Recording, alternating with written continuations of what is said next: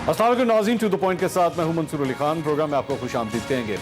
नाज़रीन, पाकिस्तान की तारीख के सबसे अहम सेनेट इलेक्शंस में सिर्फ 2 रोज बाकी हैं। सेनेट की इंतखाबी मुहिम में कुछ घंटे ही रह चुके हैं। सेनेट इलेक्शंस में चोर बाजारी, नोटों से वोटों की खरीदो फरोख्त और हॉर्स ट्रेडिंग के सिलसिले को रोकने के लिए सुप्रीम कोर्ट ने आज तारीखी राय दी है। खुफिया राय शुमारी पर अदलिया की राय आ चुकी है। सुप्रीम कोर्ट के मुताबिक सेनेट इंतखाबात ओपन बैलेट से नहीं कराए जा सकते, जबकि वोट हमेशा के लिए खुफिया नहीं रह सकता और इलेक्शन कमीशन करप्शन के खात्मे के लिए टेक्नोलॉजी का भी इस्तेमाल कर सकता है। हुकूमत इस राय पर कह रही है कि जो चाहा वो मिल गया, जबकि ऑपोजिशन इस फैसले को अपनी इखलाकी जीत करार दे रही है। इस सेनेट की बाजी में पंजाब के सेनेटर्स तो बिला मुकाबला मुंतखब हो चुके हैं। विफाक समेत बाकी तमाम सूबों के इलेक्शंस में धांधली का रास्ता रोकने के लिए, वोट को इज्जत देने के लिए, चोरी और सीना जोरी पर काबू पाने के लिए इदारों को हंगामी इंतजाम करने पड़ेंगे। इस तमाम सूरत हाल पर मेरे 5 सवाल हैं। सवाल नंबर 1, सुप्रीम कोर्ट की राय है कि वोट हमेशा के लिए खुफिया नहीं रह सकता, तो इलेक्शन कमीशन क्या आइन की रोशनी में वोटर की शनाख्त का तरीकाकार बना सकता है? सवाल नंबर 2, क्या सुप्रीम कोर्ट की राय पर यह समझा जाए कि जो भी वोट डालेगा वो काबिल शनाख्त होगा, एक दुरुस्त तशरीह है? सवाल नंबर 3, सेनेट इंतखाबात से सिर्फ 2 दिन पहले सुप्रीम कोर्ट की राय सामने आई, क्या इलेक्शन कमीशन इस बार कोई नया लाए अमल बना पाएगी या आइंदा के लिए इसे छोड़ दिया जाएगा? सवाल नंबर 4, वो इलेक्शन कमीशन जो निशान ज़दा बैलेट को मुस्तरद करता रहा है, क्या अब खुद बैलेट को निशान ज़दा कर सकता है? सवाल नंबर 5, क्या किसी भी आईनी तरमीम के बगैर इलेक्शन कमीशन ऐसा इकदाम कर सकता है कि बदउनवानी की तहकीकात के लिए बैलेट या वोटर की शनाख्त की जा सके? इन तमाम सवालों के जवाब ढूंढने की कोशिश करेंगे एक छोटे से ब्रेक के बाद। हमारे साथ रहिएगा।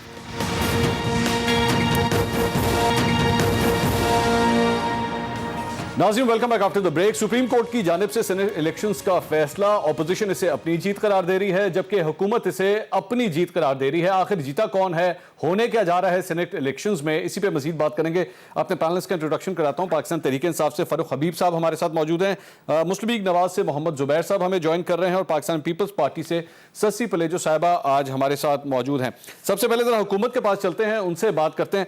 फारूक हबीब साहब, ये मामला क्या है? ऑपोजिशन इसे कह रही है कि दरअसल में ये फैसला हमारे हक में आया है, राय हमारे हक में आई है, ऑपोजिशन का ये कहना है, और आप लोग कह रहे हैं कि आपकी। ये जरा थोड़ा सा क्लियर करें, मामला है क्या? देखिए, बात यह है, बात ऑब्जेक्टिविटी की है। ऑब्जेक्टिविटी इसके अंदर बहुत ज़्यादा क्लियर है कि आपने देखा, वीडियोस भी बाहर आ गई, हमेशा से इल्ज़ामात लगते थे कि सेनेट के इंतखाबात में जो है वो ख़रीदो फरोख्त होती थी। उसी को रोकने के लिए, उसी हवाले से एक ओपिनियन जो है वो सदर पाकिस्तान ने सुप्रीम कोर्ट से मांगा, जिसके ऊपर आज राय आ गई है।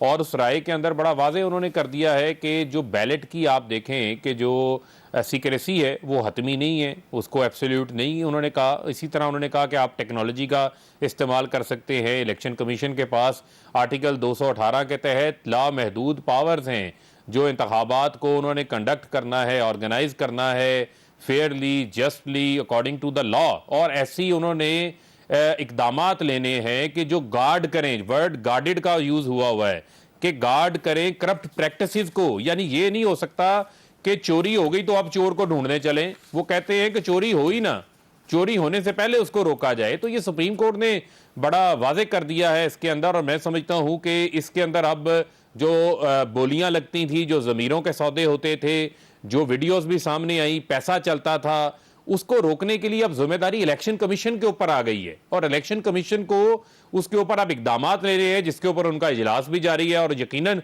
इलेक्शन कमीशन उसके ऊपर, हम उम्मीद करते हैं, ऐसी चीज़ें सामने लेकर आएगा जिससे इसका रास्ता रोका जा सके। देखें, इसके ऊपर तो डिबेट ही नहीं होती थी, तमाम पार्टियों ने इसके ऊपर डाला हुआ था। किसी ने COD में डाला हुआ था, सेनेट की कमेटी ऑफ होल में यह बात आ चुकी, PMLN 22वीं तरमीम के मौका के ऊपर यह बात कर सकी। लेकिन जब बात आई अमली इकदाम करने की, तो इन्होंने यू टर्न किया, ये तो राउंड अबाउट बन गए। इन्होंने करप्ट प्रैक्टिसेस का तहफ़्फ़ुज़ शुरू कर दिया, इन्होंने खरीदो फरोख्त का, ज़मीरों की सौदागरी को प्रमोट करना शुरू कर दिया। ये करप्ट निज़ाम के तहफ़्फ़ुज़ के अंदर उसके मुहाफ़िज़ बन के सामने आ गए। आज सुप्रीम कोर्ट की राय के बाद जो है ये तमाम चीज़ें क्लियर हो गई हैं ये तो अपोज कर रहे थे, ये तो कह रहे थे कि बैलेट पेपर हमेशा ही सीक्रेट होता है, इसको देखा ही नहीं जा सकता, इसको चेक ही नहीं किया जा सकता। अब जो है वो सुप्रीम कोर्ट की राय इसके अंदर सामने आ गई है। आइन का आर्टिकल 226 भी अपनी जगह के ऊपर मौजूद है, आइन का आर्टिकल 218 इख्तियारात देता है इलेक्शन कमीशन को। इससे पहले मैं आपको एग्जांपल देना चाहता हूं मुझे मैं इसको जिस तरह समझ रहा हूं, मुझे काइंडली करेक्ट कीजिएगा अगर मैं इसकी गलत इंटरप्रिटेशन कर रहा हूं। परसों जो इंतखाबात होंगे वो खुफिया तरीके से ही, यानी जो वोट डाले जाएंगे वो तो खुफिया तरीके से डाले जाएंगे, लेकिन जब इलेक्शन का प्रोसेस खत्म होगा आपके मुताबिक, तो उसके बाद वो ट्रेसेबल होगा, वो चेक किया जा सकेगा कि किसने किसको वोट डाला है। ये इंटरप्रिटेशन ठीक है इसकी? देखें यही यकीनन वही चीज है ना, ओपन एंड ट्रेसेबल बैलेट है। और चीज है क्या, होने तो इंतखाबात बैलेट के जरिए ही है, लेकिन ये है कि जब आप एक वोटर वोट डालने जा रहा है तो उसकी सीक्रेसी तो उसी हद तक है ना कि उसको कोई इन्फ्लुएंस ना करे, उसके ऊपर कोई प्रेशर ना डाले। जब वो स्टैंप लगा रहा है या टिक कर रहा है, प्रायोरिटी नंबर 1 लगा रहा है, अपनी जो भी वो कर रहा है उसके ऊपर उसको वहां पर खड़ा होकर कोई बंदा हिदायत ना दे या उसको वो डालते कोई ना देख सके। उसके बाद जब वंस वोट कास्टेड, उसके बाद उसकी सीक्रेसी तो खत्म हो गई ना उस वोटर की हद तक। उसके बाद आप जाके उसको चेक कर सकते हैं, आप एक ईसीबी को अप्रोच कर सकते हैं, पार्टी का सरबराह किसी अदालत को जो है वो अप्रोच कर सकता है अगर कोई वो चेक करना चाहता है। तो मैं समझता हूं कि इसके अंदर अब तरीकाकार वाजे हो चुका है और अब इसी के ऊपर ईसीबी अपना जो फैसला है वो सामने लेकर आएगा। और ये तमाम चीजें हो सकती हैं। आप बैलेट पेपर पे सीरियल नंबर लगा सकते हैं। ठीक है जुबैर साहब, ये तो पाकिस्तान तहरीक इंसाफ जो क्लेम कर रही है वो तो ये कह रहे हैं कि जनाब हम जो चाह रहे थे हमें मिल गया। आज अटॉर्नी जनरल ने भी ये बात कही। ऑपोजिशन फिर किस बात पे ये कह रही है कि नहीं we still have the case? कुछ थोड़ा समझाएंगे इस पे? देखिए, एक तो मेरा ख्याल है माजरत के साथ सुप्रीम कोर्ट ने इतना टाइम लगाया डिबेट करने में, पता नहीं 3 हफ्ते तक चल रहा था ये, और पता नहीं क्या क्या डिस्कशन वहाँ होती रही। और तकरीबन लेस देन 2 डेज, एक दिन ही कहना चाहिए, दिया इलेक्शन कमीशन को एक ऐसी चीज़ इम्प्लीमेंट करने के लिए जो कि एक वेग है, जिसकी कोई नज़ीर ही नहीं मिलती है, और उसका टेक्नोलॉजी का इस्तेमाल भी उसमें शामिल है और पता नहीं क्या क्या शामिल है। So we are at a loss, I mean we don't know what. हमारे हिसाब से तो जब ये असूल तय हो गया कि जी अमेंडमेंट किए बगैर पार्लियामेंट का जो हक है कोई चेंज नहीं हो सकता टू द एग्जिस्टिंग लॉ, और ये जो तरीक़ेकार है जो इलेक्शन कमीशन का भी मौक़िफ़ यही था कि जी जो वहाँ उधर जो कानून साजी है वो पार्लियामेंट का तरीक़ेकार है, इलेक्शन कमीशन का इस्तेकाक नहीं है कि वो इलेक्शन कमीशन क्या करे। और तीसरी बात ये है मंसूर कि ये बड़ा फंडामेंटल चीज़ होती है कि जो भी चीज़ इलेक्शन कमीशन करने जा रही है, जिस तरह जनरल इलेक्शंस होते हैं या एक बाय इलेक्शन होता है, उसमें तमाम फरीक जो होते हैं वो एग्री करते हैं उस प्रोसेस से जिस प्रोसेस के तहत इलेक्शन या वोटिंग सिस्टम या काउंटिंग और तमाम चीज़ें होंगी, verification and all of those things. तो इस पे तो अभी तक कुछ भी नहीं हुआ। अभी तक तो हमें ये भी नहीं पता कि इलेक्शन कमीशन करने क्या जा रहा है। So these elections already have become controversial in nature उस हिसाब से। नहीं, लेकिन मेरे ख्याल में जाहिर बात है इस तरह की जब कन्फ्रंटेशन आती है जुबैर साहब, तो फिर उसमें सुप्रीम कोर्ट की अब जो एडवाइस आ गई है, एडवाइस कहूँ इसको या मैं ओपिनियन कहूँ, तो उसमें तो अब ये टेक्नोलॉजी के इस्तेमाल की बात हो रही है, उससे तो डोंट यू थिंक कि अब काफ़ी क्लैरिटी आ गई? आई मीन फारूक हबीब साहब ने जो कुछ कहा, he seems to be very clarity नहीं आई है। अच्छा, नहीं आई? नहीं, वो तो देखे ना, हर एक पार्टी अपने हिसाब से कहेगी, लेकिन टेक्नोलॉजी की जब आप बात करते हैं एंड इफ यू मैं कोई वो नहीं कर रहा कि एक 26 साल टेक्नोलॉजी कंपनी में काम करने के बाद आईपीएम में मैं ये कह रहा हूँ कि टेक्नोलॉजी को इम्प्लीमेंट करना कोई इतना बच्चों की बात तो नहीं है। और फिर सबसे बड़ी बात ये, to the satisfaction of everyone, जब तक वो सेटिस्फेक्शन सबकी नहीं होगी तो उस इलेक्टोरल प्रोसेस में कैसे जाया जा सकता है जिसमें इतना सब कुछ दारोमदार है कि इस हुकूमत का तख्ता होगा या नहीं होगा, उसका दारोमदार है कि ये हुकूमत चलेगी या नहीं चलेगी, उस पर इस इलेक्शन का इतना है। हफीज शेख एक जो कि जिनका पाकिस्तान से कोई ताल्लुक नहीं है, उनके इलेक्शन के हवाले से ये इतना इम्पोर्टेंट है, सिग्निफिकेंट है, तो जाहिर सी बात है कंट्रोवर्शियल तो होगा।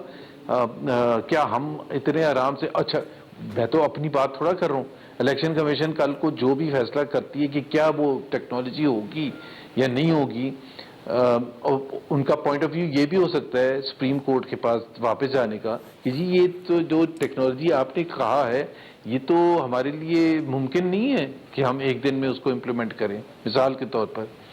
और फिर उसका ऑब्जेक्टिव क्या है, what is the objective of that thing, कि जी आप ये भी कह रहे हैं कि वो सीक्रेसी भी रहे और मेरे पास इंडिपेंडेंस भी हो, कि मेरे पास चॉइस भी हो कि मैं अपने ज़मीर के हिसाब से वोट डालूं, और साथ में मेरा ये भी हो कि जी मेरे ऊपर तलवार भी लटकी हुई हो। ये कौन सा सिस्टम है, ये कहाँ दुनिया में ऐसे होता है? अच्छा जी उसके बाद मुझे सिर्फ जुबैर साहब ये समझाइएगा कि अगर ट्रेसेबल बैलेट्स जिसकी बात अभी फारूक साहब कर रहे थे कि कोई बारकोड आ जाए या कोई सीरियल नंबर आ जाए उन बैलेट पेपर्स के ऊपर, नून लीग को इस पे कोई प्रॉब्लम होगी या है? बिल्कुल होगी, 100% होगी। It's not a secret vote, it's not a secret vote any more.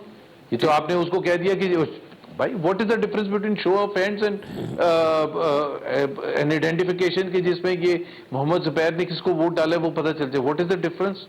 तो मैं अपनी स्वाबदीद के हिसाब से बगैर किसी डर खौफ के, सीक्रेट का तो मतलब ही ये होता है ना कि मैं बगैर किसी डर खौफ के, बगैर अपने स्वाबदीद के हिसाब से, अगर मैं समझता हूँ कि जी हफीज शेख साहब जो हैं वो पाकिस्तान के साथ उनकी कोई लॉयल्टी नहीं है और मैं उनको नहीं देना चाहता, मैं वो एक आइडियोलॉजिकल कारकुन हूँ पीटीआई का, जो इनको भी होना चाहिए कि भाई हम उसको डाल लें वोट जिसके असासे यहाँ हूँ, जिसने असासे लाने से रिफ्यूज कर दिया हो, जिसकी कोई कमिटमेंट ना हो पाकिस्तान के लिए, जो रहना ना चाहता हो पाकिस्तान में सिवाय उस वक्त के जब वो मिनिस्टर हो, तो मैं क्यों उसको वोट डालूं?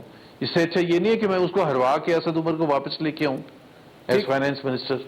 ससी पलेजो साहब, ये सारी गुफ्तगू आपने सुनी है। पाकिस्तान, जारी बात है क्योंकि कैंडिडेट तो पाकिस्तान पीपल्स पार्टी के हैं जो खासतौर पे इस्लामाबाद के अंदर ये इलेक्शन लड़ रहे हैं। मुझे ये इतला मिली थी कि पाकिस्तान पीपल्स पार्टी ने माफ कीजिएगा कि पाकिस्तान पीपल्स पार्टी ने ओपन बैलेट के हवाले से भी एक स्ट्रैटेजी बनाई हुई थी कि अगर ओपन बैलेट भी हो गया, अगर सुप्रीम कोर्ट ने कह भी दिया और अब जिस जगह पे हम आ गए हैं कि ट्रेसेबल बैलेट्स की बातें हो रही हैं, तो तब भी पाकिस्तान पीपल्स पार्टी के पास एक गेम प्लान तैयार है। तो आपको भी क्या फिर भी इशू है? जिस तरह जुबैर साहब कह रहे हैं कि हमें तो प्रॉब्लम है, आप लोगों को फिर भी प्रॉब्लम होगी इससे? शुक्रिया मंसूर। चेयरमैन बिलावल भुट्टो जरदारी साहब ने 2 दिन पहले ही आपने देखा कि एक जलसे में खिताब करते कहा कि जाहिर बात है ये पार्लियामेंट का काम है, लेकिन अगर कोई भी फैसला आया तो हम दोनों चीज़ों के लिए हम तैयार हैं और जीत हमारी होगी। आज तो बिल्कुल पीटीआई की शिकस्त हुई है और पीटीआई को भी पता है। अब मुझे नहीं पता कि ये क्या कहना चाहते हैं, कौन सी इंटरप्रिटेशन मजीद चाहते हैं। इलेक्शन कमीशन जो है वो अपने तरीके से उन पर बड़ी जिम्मेदारी, जनरल इलेक्शन में ही बड़ा मुश्किल होता है। जनरल इलेक्शन में भी एक वोट जब पड़ता है ना, तो उस पर अगर पीछे से स्टैम्प हो ना हो या एक्स्ट्रा हो, तब भी आपको पता है सीक्रेसी मुतासिर हो जाती है और वो खारिज समझा जाता है। वो समझा जाता है कि वो प्रेशर में या कोई धांधली है इस चीज़ में। तो सीक्रेसी तो अगर एक दफ़ा ये बात आ गई कि ये 226 और ये आइन के ताबे है, अंडर है ये जो है इलेक्शन, तो उसमें सीक्रेसी फिर उसके साथ ही है। अब उसका ये कहना कि ये टेक्नोलॉजी की मदद से वो जब उसमें it will take some time, अगर इलेक्शन कमीशन इस हवाले से भी कोई, लेकिन उसमें भी अगर सीक्रेसी मुतासर होती है और जिसका खदशा है, तो वो जाहिर बात है वो कॉन्स्टिट्यूशन के रूह के खिलाफ बात होगी और वो चीज़ जमेगी नहीं। फिर उसके लिए कोई भी पार्टी इस हवाले से मजीद जो है कोई कार्रवाई चाहती है तो 2/3 मेजॉरिटी के अलावा, पार्लियामेंट के अलावा और कोई रास्ता नहीं है। बाकी आज जो है मुख्तलिफ पीटीआई के लोग मुख्तलिफ अपनी अपनी आरा दे रहे थे। मेरे ख्याल में उनको भी पता है, शबली फराज से लेकर फैसल जावेद साहब तक, फरदौस आशिक एवान से लेकर जो भी बाबर एवान साहब तक। उस दिन भी हमारी रिक्विजिशन पे जो इजलास हुआ सेनेट का, जिसमें रजा रब्बानी साहब हम सब ने तकारीर की, तो हमने ये टू द पॉइंट बात रखी और ये खुले नमूने हमने कहा और ये कहा कि कोर्ट, सुप्रीम कोर्ट जो है वो बिल्कुल, मोअज़्ज़ज़ कोर्ट जो है ये कभी भी पार्लियामेंट के खिलाफ कोई फैसला ज़ाहिरी बातें नहीं देगी, क्योंकि हम सारी स्ट्रेंथ, सारी डायरेक्शन जो है कॉन्स्टिट्यूशन से ड्राइव करते हैं, जो भी पार्लियामेंट सिस्टम है आपका। तो उसमें नेचुरली अब जो है पार्लियामेंट अपनी ऑब्जर्वेशन या तबसरे में जो भी कहे, लेकिन सुप्रीम कोर्ट उसको भी पता है कि सीक्रेसी है तो मतलब कि सीक्रेट बैलेटिंग पे ही जो है वो कोई भी उस पर नहीं होगा और वो हर तरह से रखी जाएगी, पहले या बाद में उसमें कोई इस तरह से वो नहीं हो सकता। ठीक है। अच्छा फारूक हबीब साहब, एक जो इशू है इस सारे मामले में, जहां पे हम ट्रेसेबल बैलेट्स की बात कर रहे हैं, वहां पे कुछ लोग आपकी पार्टी से उन्होंने पब्लिक पोजीशन भी ली है कि जी हम पाकिस्तान तहरीक इंसाफ के उम्मीदवार को वोट नहीं देंगे। मैं मिसाल के तौर पे डॉक्टर आमिर लियाकत हैं, उन्होंने आज सुबह ट्वीट किया कि जी मैं अब्दुल हफीज शेख साहब को वोट नहीं दूंगा क्योंकि उनको वोट देना जो है वो IMF को वोट देना है। अब वो अपनी एक पब्लिक पोजीशन ले चुके हैं। अब इस सूरत हाल में अगर वो आपके कैंडिडेट को वोट नहीं देते तो इसे क्या तस्वुर किया जाएगा? ये तस्वुर किया जाएगा कि दरअसल में उन्होंने किसी से पैसे पकड़ लिए, या एक्चुअली जो असल पोजीशन है वो ये है कि वो पहले ही कह चुके हैं, पब्लिकली कह चुके हैं कि जी मैं इस कैंडिडेट से खुश ही नहीं हूं। देखें, बात यह है, जहाँ तक रही बात आमिर लियाकत साहब के हवाले से, तो आमिर लियाकत साहब अभी पार्टी के ही कैंडिडेट को वोट देंगे, इमरान खान के नॉमिनेटेड कैंडिडेट को वोट देंगे और वो मामला भी हम सॉर्ट आउट कर देंगे। जहाँ तक बार बार बात होती है ज़मीर के वोट की आवाज़ की, देखें बात यह है कि जिसने ज़मीर की आवाज़ ही सुननी है तो वो तो फिर बमांगे दोहल अपनी आवाज़ सुनाए ना। वो फिर कहे कि मैं वोट डाल रहा हूँ, मैं आपसे डिफर कर रहा हूँ, वो खुलेआम वोट डाल दे, हमें कोई एतराज़ नहीं है। पता चल जाएगा ना कौन आपके साथ खड़ा है कौन नहीं खड़ा। अगर जिसने नोटों की आवाज़ सुननी है, जिसने पीपल्स पार्टी के या नून लीग के नोटों की आवाज़ सुन के वोट डालना है, तो माजरत के साथ फिर उसने सीक्रेट बैलेटिंग के दौरान उसने ज़मीर की आवाज़ सुन के वोट नहीं डालना।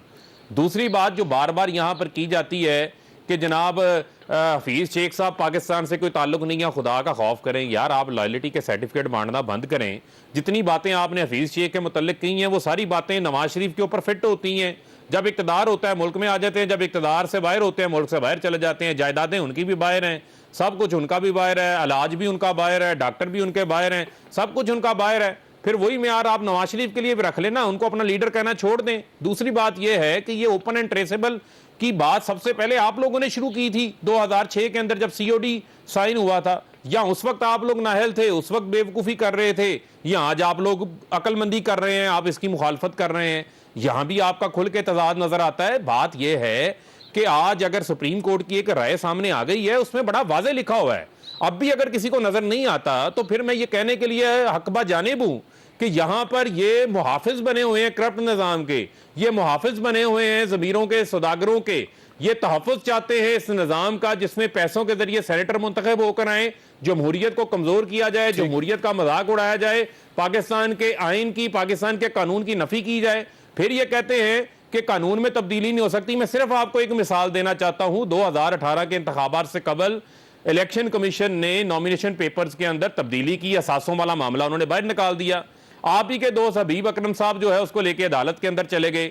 सुप्रीम कोर्ट फैसला उसके ऊपर देती है। सुप्रीम कोर्ट के फैसले को इलेक्शन कमीशन मान लेता है। असासों को नॉमिनेशन पेपर छपने के बाद भी उन्होंने एक बाकायदा एक अलग से उन स्टाम्प पेपर असासों की तफसीलात के साथ अटैच करवाया। उस वक्त तो पार्लियामेंट में जाके किसी कानून के अंदर अमेंडमेंट नहीं करनी पड़ी, किसी आइन में तरमीम नहीं करनी पड़ी। इलेक्शन एक्ट 2017 और आइन का आर्टिकल 218 लामहदूद पावर्स देता है इलेक्शन कमीशन को इंतखाबात को फेयरली, जस्टली और करप्ट प्रैक्टिसेस को रोकने के हवाले से। क्या हो गया आपको? मैं तो हैरान हो गया हूं कि आप सामने किस हद तक मुखालफत में आगे चले गए हैं। जुबैर साहब से सवालात रखेंगे कि अब्दुल हफीज शेख के हवाले से अगर ये कहा जाता है कि उनका पाकिस्तान लुक नहीं है, लेकिन फिर नवाज शरीफ के बारे में क्या कहा जाए? आखिर वो भी तो इस मुल्क से बाहर ही हैं और अपना इलाज भी बाहर कराते हैं। और इसके साथ साथ वाकई अगर किसी को कोई नाराजगी है और वो नाराजगी के अंदर जो है वो अपनी ही पार्टी के खिलाफ वोट डालना चाहता है, तो खुल के क्यों नहीं फिर सामने आता? मजीद बात करते हैं ब्रेक के बाद, हमारे साथ रहिए।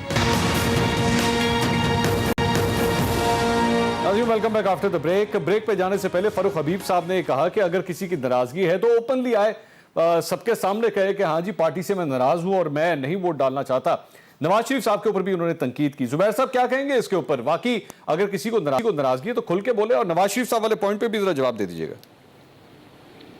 मैं नवाज शरीफ वाले पॉइंट पर जवाब ज़रूर दूंगा और वही इम्पोर्टेंट है। देखिए, कंपैरिजन कर लें 1977 जनवरी में, जिस तरह मैंने कहा कि वो यहाँ से गए थे हफीज शेख साहब जनवरी 1977, उसके बाद वो सिर्फ पाकिस्तान में उस वक्त आए जब वो मिनिस्टर बने, सिर्फ उस वक्त, और एक दिन भी एक्स्ट्रा नहीं रहे हैं जब मिनिस्टर वो नहीं रहे, एक दिन भी। ये है 43 इयर्स का रिकॉर्ड, 44 इयर्स का रिकॉर्ड हफीज शेख साहब का। नवाज शरीफ साहब 1988 में लीडर ऑफ द ऑपोजिशन बने थे जब मोहतरमा प्राइम मिनिस्टर इलेक्ट हुई थी, तो वो कंट्री में थे। और 1999 कू हुआ। उस दौरान 2 दफा हुकूमत मुहतरमा की आई, वो पाकिस्तान में ही थे। 2000 उसके बाद भी पाकिस्तान में रहे, अरेस्ट हो गए, अटक जेल में थे। उसके बाद उनको एग्जाइल पर भेजा था जनरल परवेज मुशर्रफ ने, जो चेयरमैन इमरान खान ने एक्नॉलेज किया टीवी इंटरव्यू में कि he was left with no option. और उस दौरान भी 2004 में, एक सेकंड सुन ले, 2004 में, उसको आप जो भी कहें, मैं उसका जवाब दे रहा हूं पाकिस्तान में रहने का। 2004 में he came back, he was flown back to Saudi Arabia, और 2019 दिसंबर तक वो यहां थे। मतलब इस दौरान तो वो हुकूमत में कब थे? सिर्फ 4 साल हुकूमत में थे ना। Please make a comparison and a true comparison.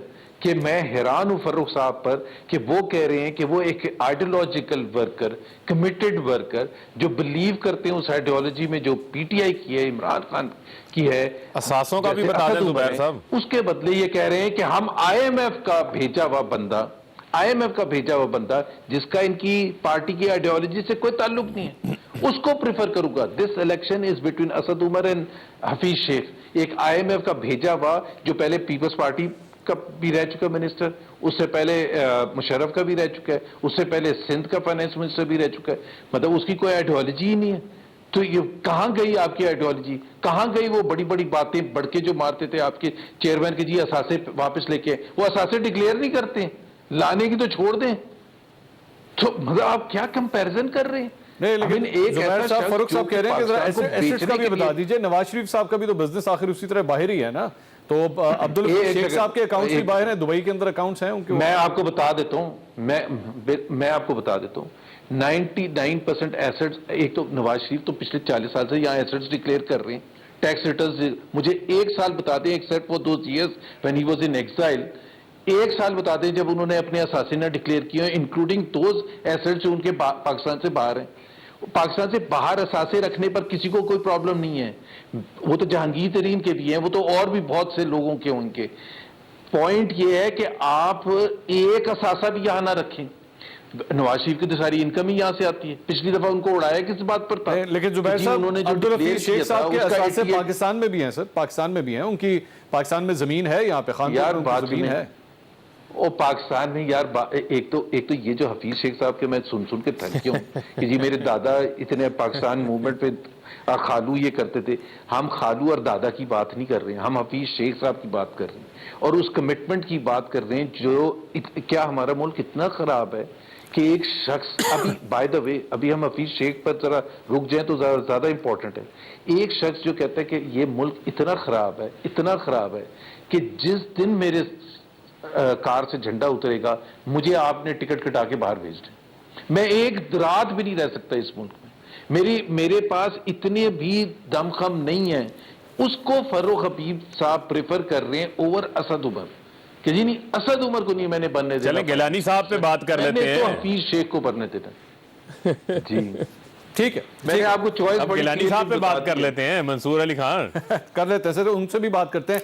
Shashi बलेजो साहबा, ये गिलानी साहब पे बात कर लेते हैं जिनके की प्रमोटर ये बने हुए हैं। इनसे पूछ लेना, चॉइस इसी को रोक लेते ना, इधर एक दो मिनट दे देना जरा। जी जी मंसूर साहब, इधर 1-2 मिनट दे देना। जुबैर साहब बात कंप्लीट करें, फारूक साहब मैं आ रहा हूं। जी जुबैर साहब बोलिए। 2 मिनट दे देना। देखिए बात ये है कि जब 1 मिनट जुबैर साहब बात कंप्लीट कर लें सर, बात जरा कंप्लीट कर लें जुबैर साहब। जी जुबैर साहब बात कंप्लीट कर लें। फारूक साहब इनसे मैं पूछ रहा हूं, हां, does he prefer Asad Umar और हफीज शेख? जी फारूक हबीब साहब, सिंपल सा क्वेश्चन। ये भाइयों के हवाले से सवाल तो नहीं हो रहा कि अपने भाई को तो नहीं आप प्रमोट कर रहे?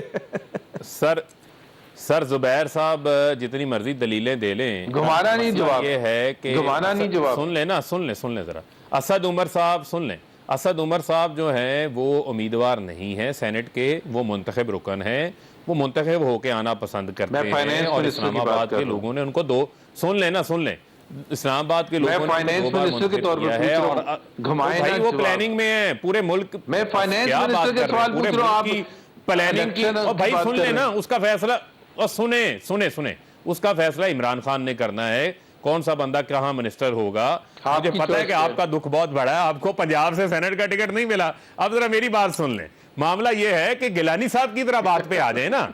आज नून लीग गिलानी साहब की प्रमोटर बन गई है उतरो कुर्सी से नीचे, आप नाहल वजीर आजम हो, आप $60 मिलियन स्विट्जरलैंड में पड़ा हुआ है, उसके लिए आप खत नहीं लिख रहे, सुप्रीम कोर्ट के हुक्मनामे के ऊपर अमल दरामद नहीं कर रहे। आज जो है वो पूरी मुस्लिम लीग नून नवाज शरीफ समेत जो है वो गिलानी साहब से उम्मीदें लगा के बैठी है, उनको सेनेट पे मुंतखब करवाने के लिए आगे लेके जा रहे हैं। ये कितनी शर्मिंदगी की बायस बनी हुई है PMLN के लिए कि इनके पास इस्लामाबाद के अंदर अपने पास एक कैंडिडेट नहीं था, एक ऐसा शख्स जिसको अदालत ने नाअहल कर दिया, जिसको आप बुरा भला कहते रहे, काला कोट पहन के जाके आप उसको सुप्रीम कोर्ट से नाअहल करवाते रहे, आज उसी को आप सेनेटर बनवाना चाह रहे हैं। और उसी तरह उल्टा पीपल्स पार्टी के लिए भी मसला बना हुआ है। वो पंजाब में जो रेंदे खुंदे जाले रह गए ने थोड़े बहुत, मंसूर साहब, उनका भी उन्होंने भट्टा बिठा दिया। कहते हैं जी 12 लोग PMLN का टिकट मांग रहे हैं, ये गिलानी साहब कह रहे हैं। यानी आप देखिए कि इमरान खान से इतना खौफजदा हो गई है 11 जमातें। एक मिनट जुबैर साहब, एक मिनट सर, टाइम कम है। इतना खौफजदा हो गए हैं सर, इतना खौफजदा हो गए हैं कि इन्होंने गिलानी साहब को उम्मीदवार बना लिया है। उस पे बात नहीं है करते, वही गिलानी हदीस शेख को लेकर आए थे। ये फारूक हबीब साहब जो कह रहे हैं, वाकई गिलानी साहब से खबर आई 12 MNAs पाकिस्तान तहरीक इंसाफ के जो है वो नून लीग का टिकट हासिल करना चाहते हैं। यूसुफ रजा गिलानी साहब जो है उनकी सिफारिश लेकर नून लीग के पास गए। ये तो आपका टिकट ही मांगना चाहिए, अगर मांगना ही है तो पाकिस्तान पीपल्स पार्टी का टिकट मांगते। आप लोग नून लीग को प्रमोट कर रहे हैं सेंट्रल पंजाब में, नदर्न पंजाब में। सस्सी पलेजो साहब, सस्सी पलेजो साहब आप सुन सकती हैं मुझे? सस्सी पलेजो साहब आप मुझे सुन सकती हैं?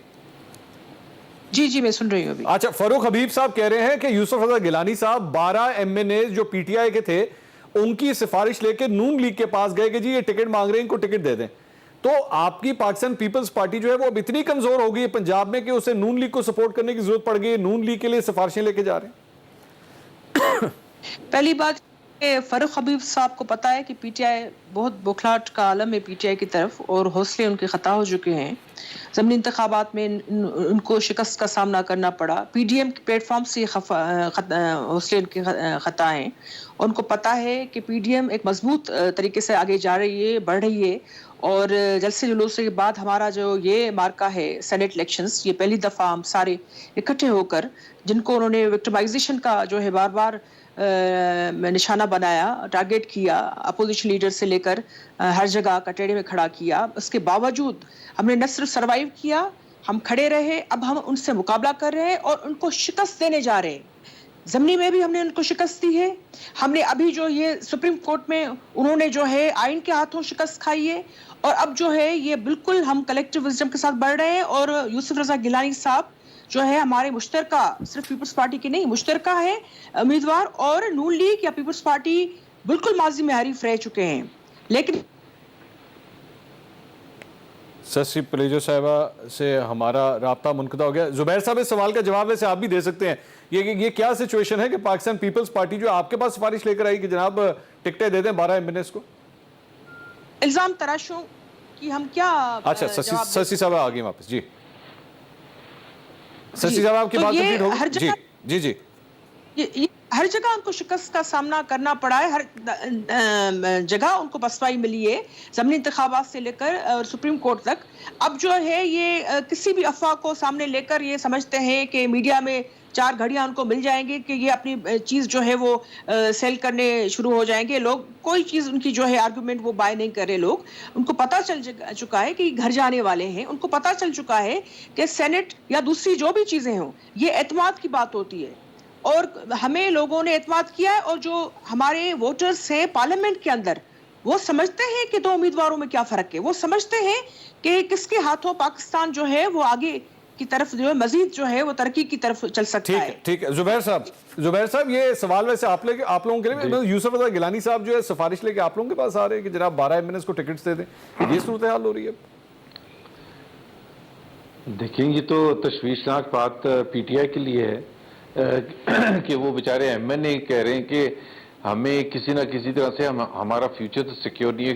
देखें, स्वाए फारूक हबीब और ये जो तर्जुमान हैं और जो मिनिस्टर्स हैं, इनके अलावा PTI का इनको सबको पता है कि सफाया होगा इलेक्शन में, तो जाहिर सी बात है उन्होंने अपनी हिफाजत तो करनी है, अपनी प्रोटेक्शन तो करनी है, फ्यूचर इंश्योर तो करना है कि जी हमें PMLN का या जिसका भी टिकट फ्यूचर में मिलेगा तो कम से कम हम MNA तो बन सकेंगे। अगले इलेक्शन में, अदरवाइज तो हमारा सफाया हो जाएगा। So this is a point two worry for PTI कि कहाँ ला के खड़ा कर दिया है। वो तो वैसे भी 2018 में जबरदस्ती जितवा दिया गया था, लेकिन अब तो सूरत हाल बिल्कुल ही मुख्तलिफ है। अब तो मेरा ख्याल है कोई कंपटीशन ही नहीं है, मैच ही नहीं है, और हम उस हिसाब से जाहिर सी बात है कमिटमेंट तो नहीं कर सकते हैं कि जी ठीक है हम आपको वोट दे देंगे, लेकिन ये तो जिस तरह ना मंसूर क्रिकेट में होता है ना कि ये तो एक अच्छा हेडेक है कि जब आपको सिलेक्शन में मुश्किलात हों, जब आपके पास इतने बड़े बड़े खिलाड़ी हों और उसमें से आपको सिलेक्शन करनी पड़े। Every captain would like to have such a problem at their hand, not that we want कि जी हमारे जो लोग हैं नाराज होकर बैठ जाएं, क्योंकि फैसला तो जाहिर है पार्टी की जो पार्लियामेंट्री के बोर्ड होगा वही फैसला करेगा। एक ब्रेक नाज़रीन लेंगे, ब्रेक के बाद मजीद गुफ्तगू करते हैं, हमारे साथ रहिएगा।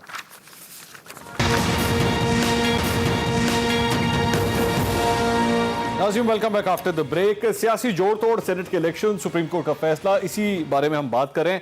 फारूक हबीब साहब, आज ये कहा गया पाकिस्तान तहरीक इंसाफ की जानिब से, आपके जो सिंध के रहनुमा हैं वो ये कह रहे हैं कि आपके 3 MPs अगवा कर लिए गए हैं और वो ट्रेस नहीं हो रहे, उनसे राब्ता नहीं हो रहा। ये सच है ये बात?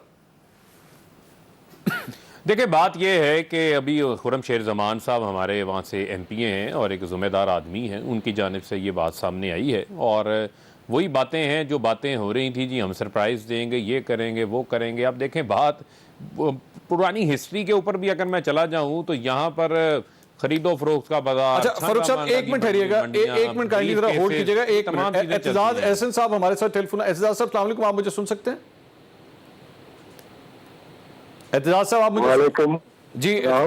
जी एतजाज साहब, बहुत शुक्रिया प्रोग्राम में ज्वाइन करने के लिए। एतजाज साहब, ये सुप्रीम कोर्ट का जो फैसला सामने आया है और जो भी एडवाइस दी गई है या ओपिनियन दी गई है कोर्ट की जानिब से, किस तरह देखते हैं आप सेनेट के इलेक्शंस के ऊपर? बेसिकली इसको किस तरह अगर इवैल्यूएट किया जाए, किस तरह इवैल्यूएट करेंगे आप?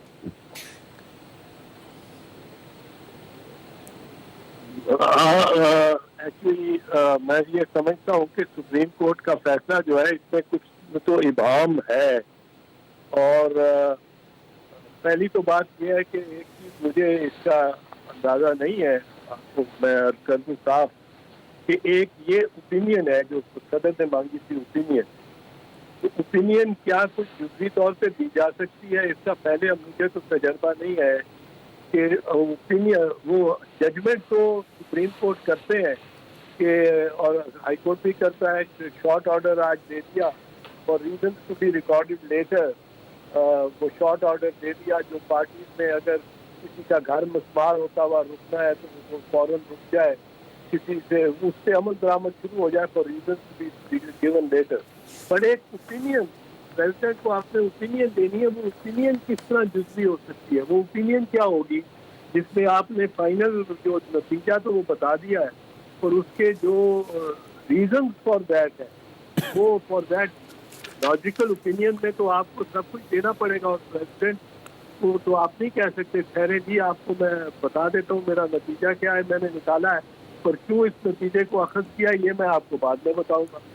तो ये अव्वल इसकी क्या हैसियत है इसको देखना पड़ेगा, और बिलाखिर मेरे ख्याल सुप्रीम कोर्ट को इसके बारे में वाज़ेह करनी पड़ेगी बात। दूसरी बात यह है कि इसमें पहले तो सुप्रीम कोर्ट ने कहा है कि ये इलेक्शन चूँकि अंडर द कॉन्स्टिट्यूशन है तो इसलिए आर्टिकल 226 जो है वो अप्लाई करेगा। अब 226 आर्टिकल कोई, वो तो सीक्रेसी को इनवायलेबल बनाता है, इनवायलेबल सीक्रेसी, लेकिन आगे जाके एक अगली शिक में सुप्रीम कोर्ट खुद ही कहते हैं कि जहाँ तक सीक्रेसी का ताल्लुक है हम रिलाई करते हैं नियाज अहमद के केस में। नियाज अहमद के केस में सीक्रेसी को एक लिहाज से वो 2 वजूहात से उन्होंने किया था। एक वजह तो ये थी कि उन्होंने कहा कि ये एक छोटा सा मैटर है, कोई इतना मैटर नहीं है, और section 42 electoral college act 1974 apply करता था बीबी के इलेक्शन से। लेकिन दूसरा उन्होंने जो तमीज़ बनाई थी, इम्तियाज बताया था, वो ये था कि ऐसा मतलब एक सीक्रेट बैलेट का मतलब है कि उसमें कोई ऐसा निशान भी ना हो जिससे आइडेंटिफाई किया जा सके कि वोटर कौन सा है, वो असल सीक्रेट बैलेट होता है। और यही पोजीशन इलेक्शन कमीशन ने सुप्रीम कोर्ट के रूबरू भी जब ये पेश हुए थे, सारी कमीशन तो यही दी थी। अब इसके बाद जो नियाज अहमद का केस है 1967 सुप्रीम कोर्ट, उसमें ये था कि सुप्रीम कोर्ट ने ये इख्तियार किया था कि एक निशान है जो वोटर या कैंडिडेट लगाता है बैलेट पे। अगर वोटर लगाता है कैंडिडेट ताकि वो आइडेंटिफाई हो सके और वो अपने प्रिंसिपल को बता सके कि जी ये मैंने वोट आपको डाल दिया था, जो पैसा आपने दिया है वो रकम पूरी हो गई, वो सीक्रेसी ऑफ बैलेट को वायलेट करने के। और एक निशान है जो अमला, इलेक्शन कमीशन का अमला किसी मसलियत के तहत लगाता है, जिस तरह के वोट चैलेंज हो जाए तो उस पर वो निशान लगा देते हैं या नाम नंबर लिख देते हैं उस शख्स का जिसपे इम्पर्सनेशन का चार्ज है कि ये वो बंदा ही नहीं है, वोटर ही गलत है, तो उस वोट पे आप नाम वगैरह लिख के अंगूठा लगवा लें। तो ये एक इम्तियाज था कि जो निशान वोटर लगाए वो तो सीक्रेसी को वायलेट कर रहा है, लेकिन जो निशान अमला लगाए या इलेक्शन कमीशन लगाए वो सीक्रेसी की वायलेशन नहीं है और उसको नहीं समझा जाएगा सीक्रेसी की वायलेशन। तो इस पे लिहाजा के सुप्रीम कोर्ट ने छोड़ा है मामले को। तो इसके माने ये हुए कि अगर फर्ज कीजिए इलेक्शन कमीशन ये करती है कि उन सब पे नंबर लगा देती है या बार कोड लगाती है, अब नंबर लगा देती है और मुझे नंबर 18 मिलता है मेरा, तो मेरा वोट तो सीक्रेट ना रहा, there is no half secrecy नहीं, फिर तो ये ओपन हो गया। सुप्रीम कोर्ट का ख्याल गालबन में ये लगता है कि कोई हाफ सीक्रेट की चीज होती है, और जैसे अंग्रेजी में कहते हैं कि woman can't be half pregnant, इसलिए ये they can't be half secret, क्या ये सीक्रेट भी है और इसका पता भी लग सकता है। 18 नंबर वोट मैंने किसको डाला है, अलिफ को डाला है, बे को डाला है, जीन को डाला है, उनके कॉम्बिनेशन को डाला है, क्योंकि ये सिंगल ट्रांसफरेबल वोट है, बहुत सारे नाम इस पे लिखने हैं तरजीहात के मुताबिक। तो उस पर मेरा ख्याल है अब ये इलेक्शन कमीशन की काफ़ी स्वाबदीद रह जाएगी, लेकिन इलेक्शन कमीशन ने अगर पुराना मुरब्बत तरीक़ेकार ही अपनाया फिर तो शायद सुप्रीम कोर्ट में फिर तल्फी हो जाए, पर ये स्वाबदीद जिससे इलेक्शन कमिश्नर की इस तरह बन जाती है कि अगर वो पुराना चलाना चाहे तो सुप्रीम कोर्ट के इस फैसले से उसका भी जवाब निकाला जा सकता है, और अगर वो नया सिस्टम लाना चाहे जिससे आइडेंटिफाइबल वोट हो, सीक्रेट बट आइडेंटिफाइबल, 3 चीज़ें हो गई ना, एक सीक्रेट, एक ओपन, एक सीक्रेट बट आइडेंटिफाइबल। ये सीक्रेट बट आइडेंटिफाइबल की कैटेगरी में सुप्रीम कोर्ट ने कोशिश की है लाने की, पर क्या ओपिनियन बाइंडिंग है किसी पे और इलेक्शन कमीशन पे, ये भी एक सवाल है जिससे मैं। अच्छा एतजाज साहब, एक क्वेश्चन यहाँ पर कि अगर ये मैं कहूं कि बेशक आइडेंटिफाइबल भी हो, वोट जो है बेशक आइडेंटिफाइबल भी हो, लेकिन यहां पे इस पूरी रूलिंग में ये कहीं नहीं आता कि पार्टी के सरबराह को इजाजत दे दी गई है कि वो जाके वोट चेक कर सके। क्या ये कहना दुरुस्त होगा? हाँ, ये दुरुस्त है, लेकिन वो किस हद तक और किस सूरत में आइडेंटिफाई किया जाएगा, ये इसके तो ज़ाब्ता ही नहीं बनाना अभी। अब ये भी एक सवाल है कि ज़ाब्ते के बगैर ये इस प्रैक्टिस का इजरा हो सकता है कि नहीं हो सकता, पर इसके लिए ज़ाब्ते बने, रूल्स बनाने पड़ेंगे कि ये वोट किस सूरत में आप आइडेंटिफाई करेंगे। आइडेंटिफाइबल तो आपने बना दिया, वो बैग में आ गया और काउंट हो गया वन वे और दी अदर, और सीक्रेट भी काउंट हो गया, पर अब वो आइडेंटिफाइबल है। फिर ज़ाब्ते बनाने पड़ेंगे इलेक्शन कमीशन को कि इसको किस सूरत हाल में इसको देखा जा सकता है और कौन अप्लाई कर सकता है और कौन इसको इस पे कर सकता है, इसको आश्कार कर सकता है इस बैलेट को। ठीक है, बहुत शुक्रिया एतजाज साहब आपका। नाज़रीन, एतजाज अहसन साहब की गुफ्तगू आपने सुनी। एक ब्रेक लेंगे, ब्रेक के बाद इस डिस्कशन को मजीद आगे बढ़ाएंगे, हमारे साथ रहिएगा। नाज़रीन welcome back after the break. Aitzaz Ahsan साहब अपनी कानूनी राय दे रहे थे इस सिलसिले में कि इलेक्शन कमीशन ने अब क्या करना है या क्या उसे करना चाहिए। फरूख हबीब साहब, ब्रेक पे जाने से पहले आपसे गुफ्तगू हो रही थी कि ये मामला बाकी हल किस तरह होगा। आपके जो रहनुमा हैं खुर्रम शेरजमान साहब, वो ये कहते हैं कि हमारे MPs जो हैं वो अगवा कर लिए गए हैं, लेकिन पाकिस्तान पीपल्स पार्टी ये क्लेम कर रही है कि उसमें से 2 MPs ने अपने वीडियो पैगाम भी जारी कर दिए और उन्होंने साफ साफ कह दिया है कि हम पाकिस्तान तहरीक इंसाफ के जो उम्मीदवार हैं उनको हम वोट नहीं करेंगे। देखें, बात यह है, वो तो तफसीलात जो है वो सामने आ जाएंगी उसके ऊपर। अगर कोई वोट नहीं देना चाहता अल्टीमेटली, तो मैं समझता हूँ कि वहाँ पर तो सिंध हुकूमत को ये जिम्मेदारी लेनी चाहिए। अगर कोई MPs लापता हैं, उनसे रब्ता नहीं हो पा रहा, तो पुलिस को हदायत जारी करें, चेक करें कि वो अगवा हुए हैं या कहाँ पर हैं, उनसे रब्ता क्यों नहीं हो पा रहा, उन्हें उस जिम्मेदारी का सबूत देना चाहिए। वो कह रहे हैं जी हम वीडियो बयानात जारी करवा रहे हैं। बात यह है कि ये वही तो तरीक़ाकार है कि आप किसी को इन्फ्लुएंस कर रहे हैं, किसी को आप पैसों के ज़रिए ख़रीद रहे हैं, किसी को आप किसी और कमिटमेंट के तहत जो है वो तैयार कर रहे हैं, तो वो मामला तो फिर सेनेट के इलेक्शन की जो असल स्पिरिट है, जिस अंदाज से वो इंतखाबात होने हैं, वो तो फिर उस स्पिरिट से हटके हो रहा है ना। ये उसी की सम्राट जो हैं, उसी के जो आफ्टर शॉक्स हैं वो आपके सामने आ रहे हैं। वही सारी सूरत हाल बन चुकी है जिसके हवाले से हम चाहते थे कि जिसका जहां पर जितना मैंडेट है उसका उतना एहतराम होना चाहिए उस चीज का। लेकिन उसके अलावा अगर ये इस किस्म के इकदामात करते हैं तो उससे मैं समझता हूं कि ये मजीद एक्सपोज होंगे। और वही बात बहुत शुक्रिया फरूख हबीब साहब आपका, मोहम्मद जुबैर साहब और एतजाज एहसन साहब। नाज़रीन, आज की गुफ्तगू आपने सुनी। अब इस सिलसिले में इलेक्शन कमीशन क्या फैसला करेगा, तमाम नजरें इलेक्शन कमीशन की जानिब है। एक ब्रेक लेंगे, ब्रेक के बाद आप देख सकेंगे एक्सप्रेस हेडलाइंस। देखते रहिए एक्सप्रेस न्यूज।